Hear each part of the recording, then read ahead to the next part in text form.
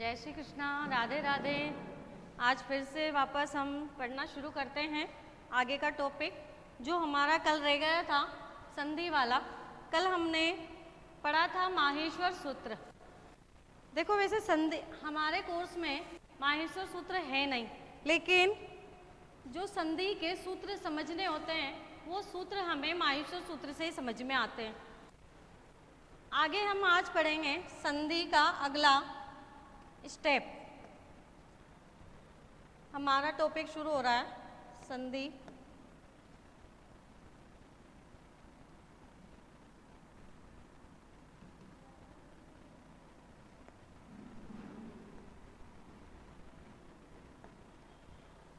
कल हमने पढ़ लिया था माहेश्वर सूत्र और प्रत्याहार बनाना। आज हम आगे बढ़ते हैं और पढ़ते हैं संधि के प्रकार। संधि किसे कहते हैं, संधि कितने प्रकार की होती है, स्वर संधि किसे कहते हैं, व्यंजन संधि किसे कहते हैं, इसको हम आज डिटेल से पढ़ेंगे। तो सबसे पहले परिभाषा जो है वो हमने कल पढ़ ली थी। संधि की परिभाषा थी हमारी परः सन्निकर्षः संहिता। परः सन्निकर्षः संहिता अर्थात जो परस्पर वर्ण आपस में मिलकर के नया शब्द बनाते हैं उसको हम संधि कहते हैं। इसका अर्थ होता है कि परस्पर वर्णों के मिलने पर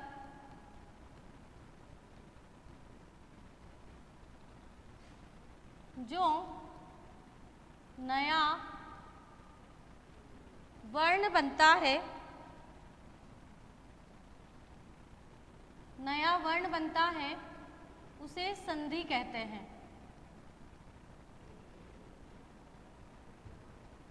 उसे संधि कहते हैं।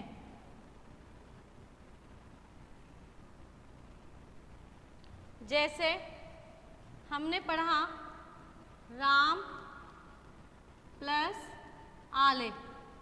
अब यहाँ पर इसमें राम में अ मिला हुआ है और यहाँ पर है आ।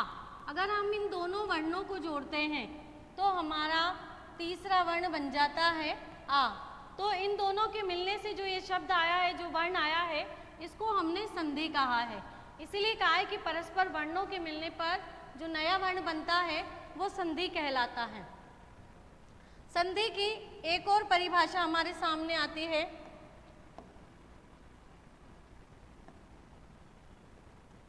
एक और दो, दूसरी है वर्णानाम मेलनम संधि। वर्णानाम मेलनम संधि, वर्णों के मिलने को संधि कहा जाता है। दोनों में इतना सा अंतर है कि यहाँ पर जो सन्निकर्षः शब्द है, इस सन्निकर्षः का अर्थ होता है अत्यंत समीप। अत्यंत समीप मतलब बहुत ज़्यादा पास में आ जाना। बहुत ज़्यादा पास में जब वर्ण आ जाएंगे तो उसे हम संधि कह देंगे। संधि का उसे हम संधि कह देंगे। संधि के जो प्रकार हैं, आगे आते हैं हमारे पास में संधि के प्रकार।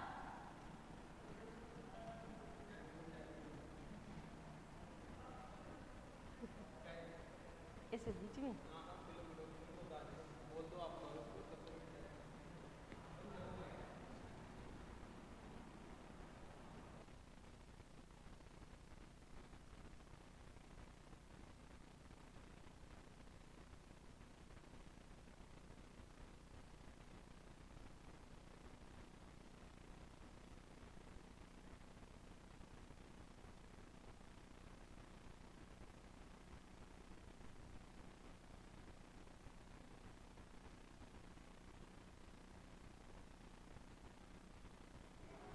संधि के कितने प्रकार होते हैं तो महर्षि पाणिनि हमारे पास में पूरी संस्कृत में होते हैं। महर्षि पाणिनि ने जो संधि के प्रकार बताए हैं वो हमें 7 प्रकार बताएं। कितने प्रकार बताएं? 7। 7 में सबसे पहले आएगा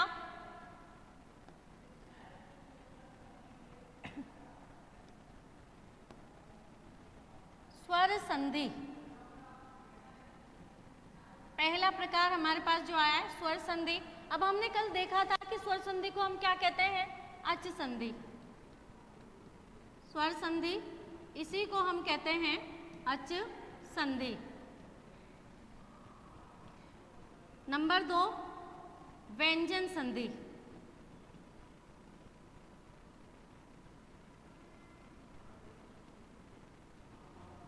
इसी को कल हमने देखा था कि इसको हम बोलते हैं हल संधि, क्योंकि इसमें सारे ही व्यंजन होते हैं और माहिष्यु सूत्र में जो व्यंजन होते हैं वह ह से लेकर के ल तक होते हैं, इसीलिए इसको हम कहते हैं हल संधि।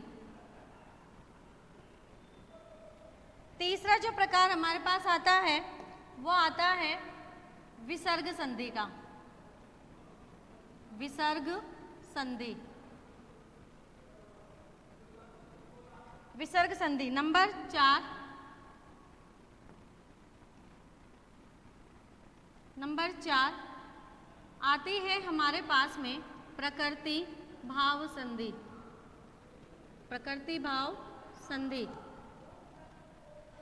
नंबर 5 स्वादि संधि। स्वादि संधि। इस तरीके से हमने देखा कि संधि के जो प्रकार होते हैं वो पांच प्रकार होते हैं। सॉरी 7 नहीं, 7 नहीं 5।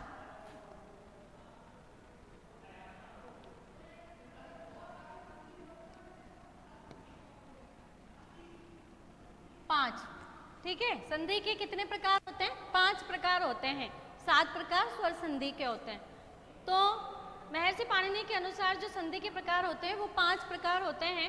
स्वर संधि, इसी को हम अच संधि कहते हैं। व्यंजन संधि, इसको हल संधि कहते हैं। विसर्ग संधि, प्रकृति भाव संधि और स्वादि संधि।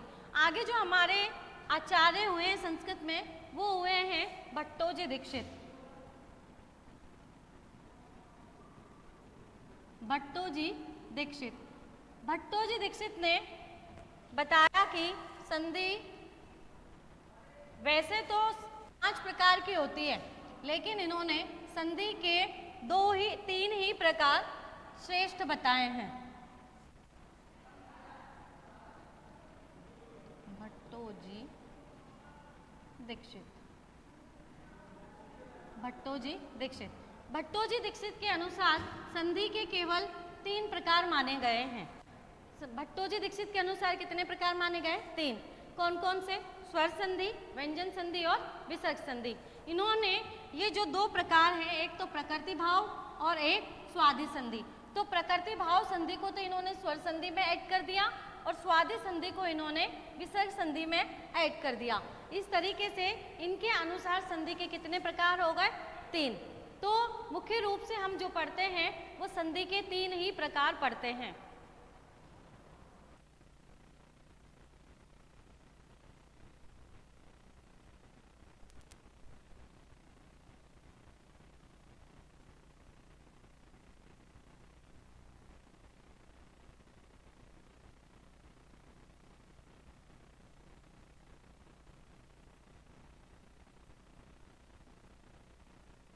स्वर संधि, व्यंजन संधि और विसर्ग संधि। तो लिखेंगे हम कि मुख्य रूप से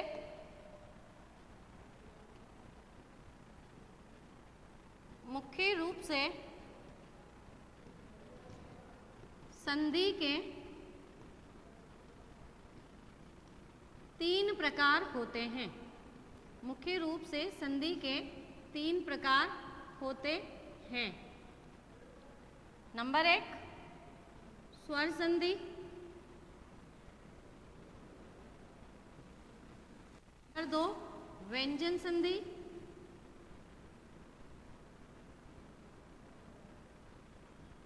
और नंबर 3 विसर्ग संधि।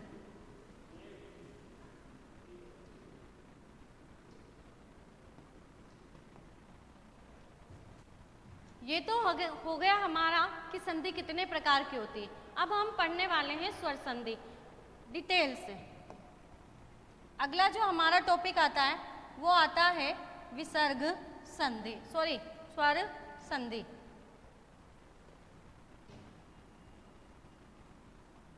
स्वर संधि, अच्छा इसका नाम है स्वर संधि, तो स्वर संधि है तो इसमें स्वर ही होंगे, व्यंजन नहीं होंगे। जो स्वर से स्वर मिलता है उसको हम स्वर संधि कहते हैं। इसकी परिभाषा होगी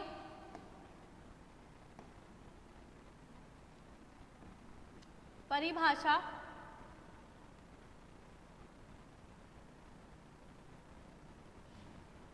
स्वराणाम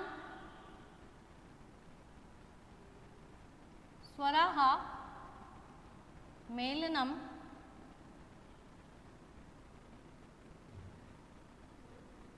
स्वर संधि। स्वर का जब स्वर से मिलन होता है तो उसको कहते हैं हम स्वर संधि। जैसे अभी हमने जो उदाहरण देखा था, राम प्लस आलिए, यहाँ पर देखिए आप कि इसमें अ मिला हुआ है और इसमें आ मिला हुआ है, तो ये दोनों ही स्वर हैं। दोनों ही क्या है, ये भी स्वर है और ये भी स्वर है, और जो इससे अगला वर्ण बनेगा वो भी स्वर बनेगा। अगला जो वर्ण बना है वो भी स्वर बना है, अ और आ दोनों मिलकर के आ बने हैं, तो ये भी स्वर है ये भी स्वर है, और जो बनेगा वो भी स्वर है।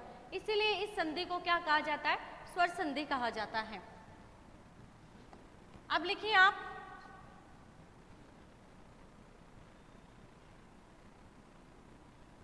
हाँ, स्वर का स्वर के साथ मिलने पर जब स्वर ही बनता है उसे स्वर संधि कहते हैं।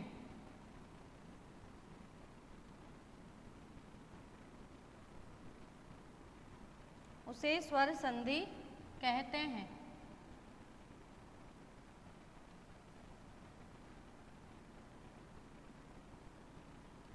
स्वर जब स्वर के साथ मिलता है तो उसे स्वर संधि कहते हैं। अब आते हैं हमारे पास में स्वर संधि के प्रकार।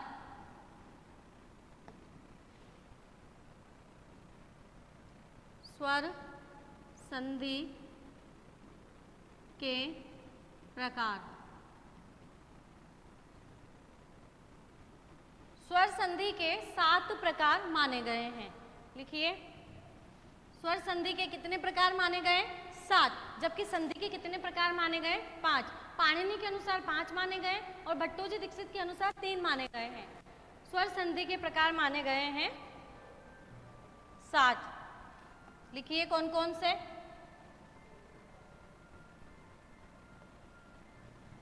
नंबर 1 सवर्ण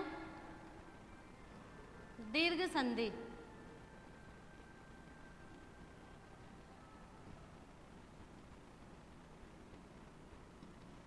नंबर 2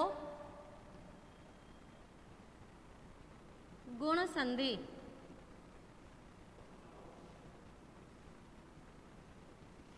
नंबर 3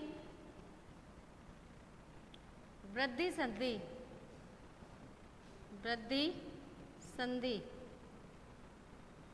नंबर 4 यण संधि।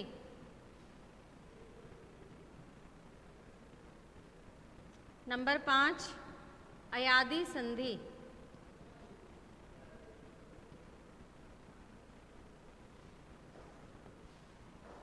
नंबर 6 पर रूप संधि। और नंबर 7 इसको कहते हैं पूर्व रूप संधि। पूर्व रूप संधि। इस तरीके से हमने देखा कि संधि के स्वर संधि के 7 प्रकार होते हैं: सवर्ण दीर्घ संधि, गुण संधि, वृद्धि संधि, यण संधि, अयादि संधि, पररूप संधि और पूर्व रूप संधि। इन 7 को ही हम डिटेल से पढ़ने वाले हैं। तो आज हम इसका पहला वाला टॉपिक ले रहे हैं। इसका पहला वाला टॉपिक ले रहे हैं आज हम सवर्ण दीर्घ संधि।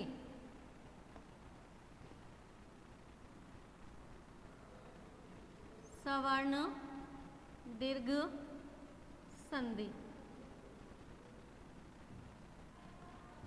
सवर्ण दीर्घ संधि। सवर्ण दीर्घ संधि, अच्छा नाम से ही पता लग रहा है हमें कि सवर्ण। सवर्ण का अर्थ क्या होता है कि समान वर्ण, यानी कि उसका जो वर्ण मिलेगा वो बिल्कुल समान मिलेगा, जिसमें जो वर्ण मिलेगा वो समान मिलेगा। और जब एक जैसे वर्ण मिलते हैं तो दोनों मिलके बड़ा शब्द बनाते, बड़ा वर्ण बनाते हैं। इसीलिए यहाँ पर क्या आया? दीर्घ। जब एक जैसे वर्ण मिलेंगे तो वह अपने से बड़ा वाला यानी कि दीर्घ वर्ण बनाएगा, इसलिए इसमें आगे आया दीर्घ वर्ण। तो सवर्ण दीर्घ संधि, स का मतलब समान, वर्ण का मतलब वर्ण, समान वर्ण जब मिलते हैं तो दीर्घ बनाते हैं। इसका सूत्र है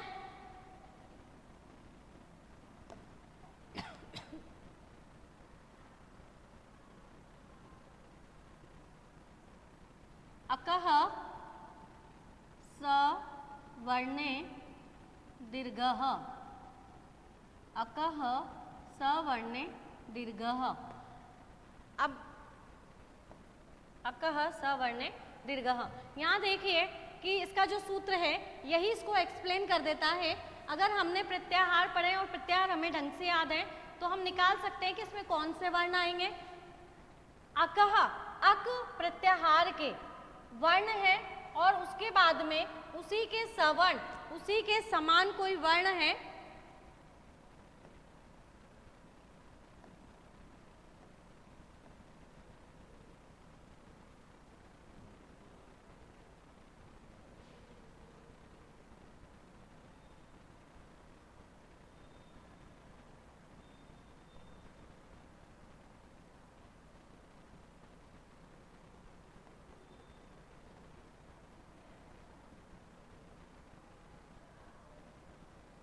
फिर से लिख देते हैं, शायद इरेज हो गया।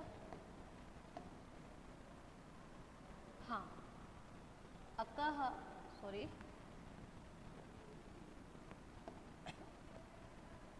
सवर्ण दीर्घ संधि।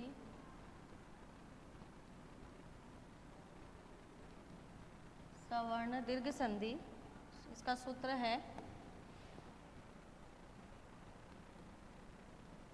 अकः सवर्णे दीर्घः। अकः सवर्णे दीर्घः। अकः सवर्णे दीर्घः। अक प्रत्याहार, यदि अच्छा हम लोग जब संधि पढ़ते हैं तो हम प्लस का चिन्ह लगा करके उसको मिलाते हैं। प्लस के चिन्ह के मिलाने में जब इधर जो वर्ण आ रहा है और वही वर्ण उसी के समान वर्ण इधर भी आ रहा है तो दोनों मिलकर दोनों वर्णों में जो दीर्घ होगा वो यहाँ पर आ जाएगा। देखिए,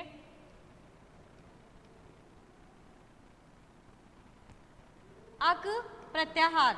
अक प्रत्याहार में हम निकालेंगे तो हम माहेश्वर सूत्र को देखेंगे। माहेश्वर सूत्र में आप पहला ही सूत्र देखिए। अब प्रत्याहार को देखने के लिए यहाँ पर कौन सा प्रत्याहार निकल रहा है? अक प्रत्याहार। अक प्रत्याहार को निकालने के लिए हमें अ से लेकर क तक के वर्णों को माहेश्वर सूत्र में गिनना होगा। तो इसके लिए हमारे पास 4 सूत्र आते हैं। देखिए कौन कौन से सूत्र आएंगे।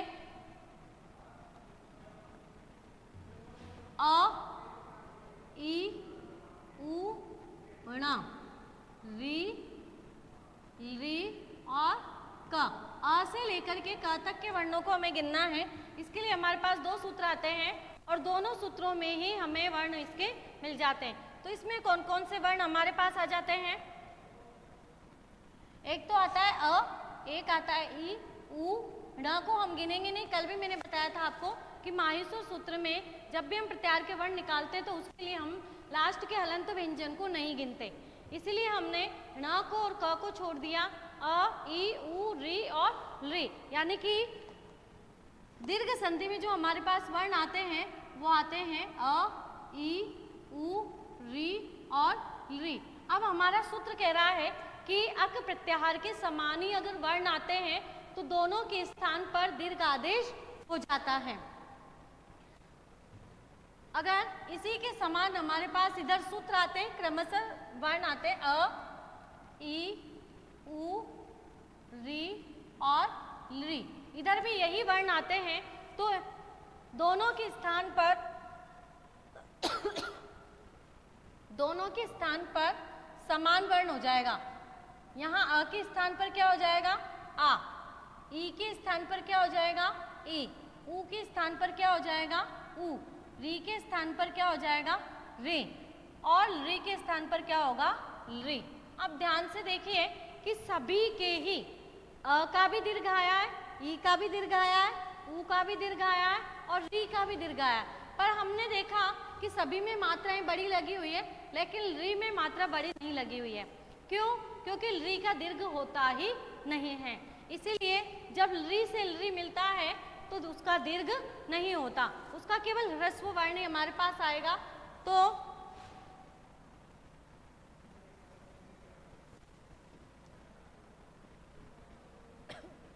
री प्लस री बराबर क्या हो जाएगा? री ही होगा, इसमें कोई बड़ी मात्रा नहीं लगेगी। अगर हम री के साथ में री को मिला देते हैं तो ये दोनों ही सवर्ण माने जाते हैं, इसलिए इन दोनों के मिलने पर री नहीं बन करके री दीर्घ बन जाता है। इसके बाद में जो हमारे फॉर्मूले बनते हैं वो फॉर्मूले जब हम बनाएंगे तो ये दोनों का जो मिश्रण आएगा